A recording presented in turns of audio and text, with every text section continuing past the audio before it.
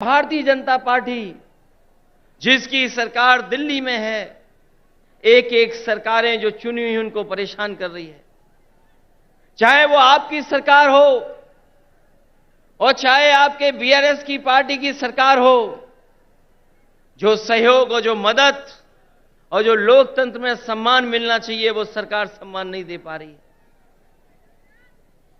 समय समय पर रुकावट कैसे पैदा हो, नेताओं को कैसे परेशान किया जाए, उनके खिलाफ क्या साजिश की जाए, उनके विपक्ष के लोग जो उनके सामने खड़े होकर के सवाल पूछते हैं, उनको किस षड्यंत्र से उनको दबाया जाए, उनकी छवि कैसे खराब की जाए, ये भारतीय जनता पार्टी की सोची समझी सी रणनीति के तहत काम कर रहे हैं।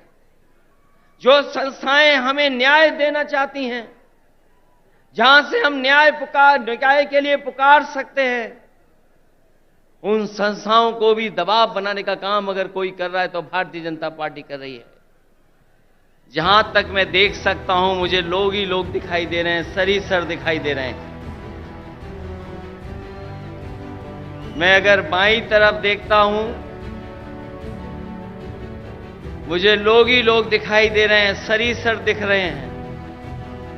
दाईं तरफ देखता हूं तो सर दिखाई दे रहे हैं। और मैं जब सामने देखता हूं, जहां तक देख सकता हूं वहां तक मुझे लोग दिखाई दे रहे हैं। मैं इस ऐतिहासिक धरती पर, खम्मम की ऐतिहासिक धरती पर, मैं आदरणीय केसीआर साहब का बहुत बहुत धन्यवाद और आभार प्रकट करता हूं कि यहां पर इतनी बड़ी संख्या में आपने बुला करके पूरे देश को एक संदेश देने का काम किया है। आज सुबह से लगातार हम लोग काम देख रहे हैं। मैं सामने जहां पर बिल्डिंग में हम लोग बैठे थे, ये इंटीग्रेटेड जो ऑफिस बनी है, कॉम्प्लेक्स बना है, एक ये उदाहरण है सरकारों के लिए कि एक जगह कैसे अधिकारी बैठ सकते हैं और जनता को तकलीफ और परेशानी नहीं होगी, एक ही जगह पर समस्या का समाधान हो जाएगा। ये खम्मम वो धरती है जिसने हमेशा इतिहास बनाने का काम किया है। यहां के लोगों ने बड़ी से बड़ी हुकूमत रही होंगी, ताकतें रही होंगी, उनके खिलाफ अपनी आवाज उठाने का काम किया है। यहां के किसान, यहां के नौजवान, अगर किसान कभी इकट्ठे हुए हैं और अपनी आवाज को बुलंद करना पड़ा होगा, तो यहां के किसान इकट्ठे होकर के अपनी आवाज बुलंद कर करके उस समय की हुकूमत को हिला के रख दिया। मुझे उम्मीद है कि आने वाले समय में जो हालात हैं देश के, जिन परिस्थितियों से हम लोग गुजर रहे हैं, जहां भारत सरकार और खासकर भारतीय जनता पार्टी जिसकी सरकार दिल्ली में है, एक एक सरकारें जो चुनी हुई उनको परेशान कर रही है। चाहे वो आपकी सरकार हो और चाहे आपके बीआरएस की पार्टी की सरकार हो, जो सहयोग और जो मदद और जो लोकतंत्र में सम्मान मिलना चाहिए वो सरकार सम्मान नहीं दे पा रही है। समय समय पर रुकावट कैसे पैदा हो, नेताओं को कैसे परेशान किया जाए, उनके खिलाफ क्या साजिश की जाए, उनके विपक्ष के लोग जो उनके सामने खड़े होकर के सवाल पूछते हैं, उनको किस षड्यंत्र से उनको दबाया जाए, उनकी छवि कैसे खराब की जाए, ये भारतीय जनता पार्टी की सोची समझी सी रणनीति के तहत काम कर रहे हैं। जो संस्थाएं हमें न्याय देना चाहती हैं, जहां से हम न्याय के लिए पुकार सकते हैं, उन संस्थाओं को भी दबाव बनाने का काम अगर कोई कर रहा है तो भारतीय जनता पार्टी कर रही है। अभी कल ही भारतीय जनता पार्टी की मीटिंग खत्म हुई है और उन्होंने कहा कि 400 दिन बाकी हैं। हमें तो लगता था कि ये सरकार तो वो है जो दावा करती थी कि हटेगी नहीं, अब तो वो स्वयं स्वीकार कर रही है कि अब 400 दिन हैं। जो सरकार अपने दिन गिनने लगे, जो सरकार अपने दिन बताने लगे, समझ लो ये 400 दिन बाद सरकार रुकने वाली नहीं है। अब तो 399 दिन बचे हैं।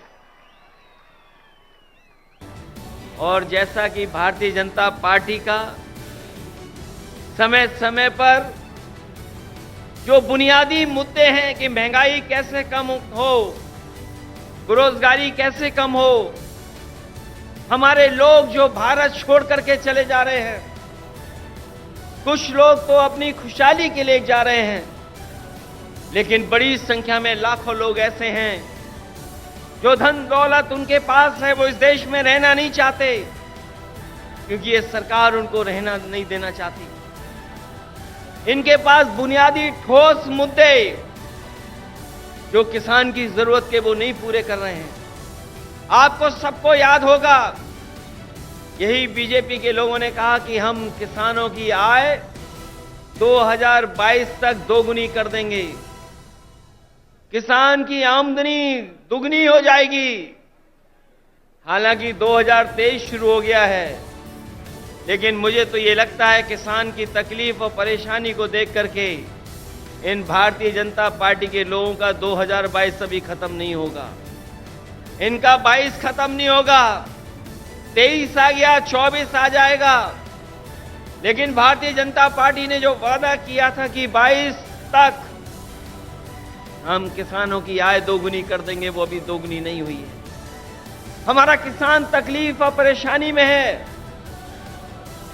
उसको वादा तो कर रहे हैं, लेकिन जो बुनियादी उसे मदद मिलनी चाहिए वो मदद नहीं मिल पा रही। ये हमारा जो नौजवान दिखाई दे रहा है, ये नौकरी और रोजगार की तलाश में अपना भविष्य चौपट कर रहा है। ये सरकार कोई ठोस कदम नहीं उठा पा रही। आपका प्रदेश में तो सरकार है जहां मुख्यमंत्री काम कर रहे हैं, लेकिन हम तो अपने प्रदेश में देखते हैं जहां पर बड़े पैमाने पर बेरोजगारी है। जैसे ही चुनाव आ गया है, इन्होंने तय कर लिया है कि जगह जगह इन्वेस्टमेंट मीट करेंगे और इन्वेस्टमेंट मीट के बहाने लोगों को धोखा देंगे। ये प्रचार के माध्यम से धोखा देना चाहते हैं। वैसे तो समय समय पर देश के लोग और देश के जो नेता होते हैं वो G20 के अध्यक्षता कर रहे हैं, लेकिन इस बार इन्हें मौका मिला है अध्यक्षता करने का। मुझे लगता है कि केवल चुनाव के लिए ही प्रचार करेंगे, उसमें कोई ठोस कदम नहीं उठाएंगे। इसलिए आज जब हम इतनी बड़ी संख्या में लोगों के सामने इकट्ठे हुए हैं, जहां मुझे लोग ही लोग दिखाई दे रहे हैं, उनके सामने मैं कह सकता हूं कि अगर तेलंगाना में सफाया हो रहा है बीजेपी का, तो उत्तर प्रदेश भी पीछे नहीं रहेगा।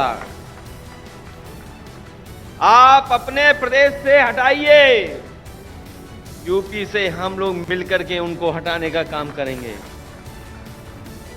हम यूपी वाले यही जानते हैं कि जिन्हें प्रधानमंत्री बनना है वो उत्तर प्रदेश जरूर आते हैं।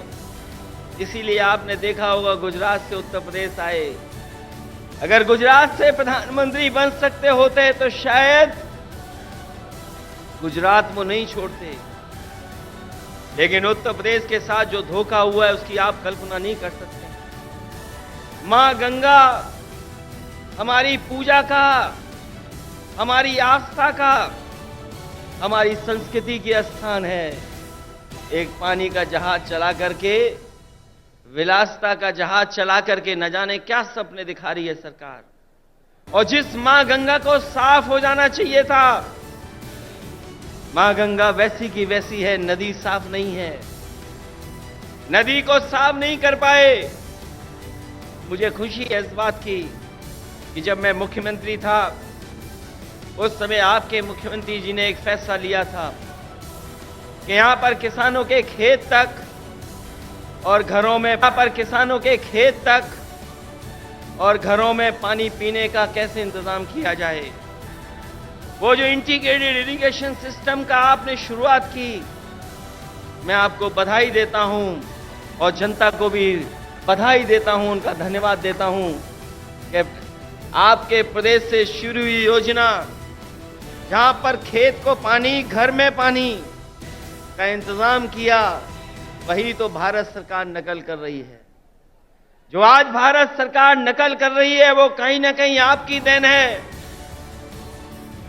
जिस सरकार ने एक उदाहरण पेश किया हो, और न केवल इरिगेशन में और भी क्षेत्रों में, मैं ऐसे सरकार के लोगों को बधाई देता हूं, और खासकर मुख्यमंत्री जी को बधाई देता हूं।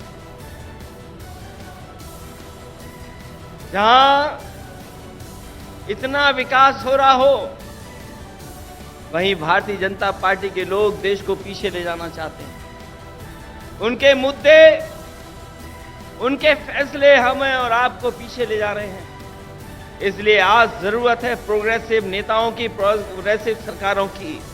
और मुझे उम्मीद है कि जिस तरीके से भारतीय जनता पार्टी ने देश को पीछे कर दिया है हर चीज में, हम सब मिलकर के जो मंच पर बैठे हैं और प्रदेशों में भी हैं, जो साथ मिलकर के काम करेंगे तो देश को एक नई सरकार भी और नए तरह का एक प्रोग्रेसिव एजेंडा देकर के देश को आगे ले जाने का काम करेंगे। मैं एक बार फिर बधाई देता हूं कि आपने जितना प्रचार करना चाहिए था, आपने भगवान विष्णु, उनके अवतार भगवान नरसिम्हा जी का जो मंदिर का निर्माण कराया, मैं आपको बधाई देता हूं। आपने काम ज्यादा किया, प्रचार कम किया, लेकिन कुछ लोग तो ऐसे हैं जो काम कम, प्रचार ज्यादा करते हैं।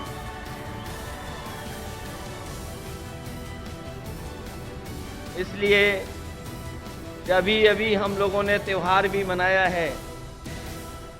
हमारे यहां मकर संक्रांति का त्योहार तब मनाया जाता है जब सूर्य उत्तरायण हो जाता है। अगर हम मकर संक्रांति मनाते हैं तो देश में अलग अलग जगह अलग अलग त्योहार मनाते हैं।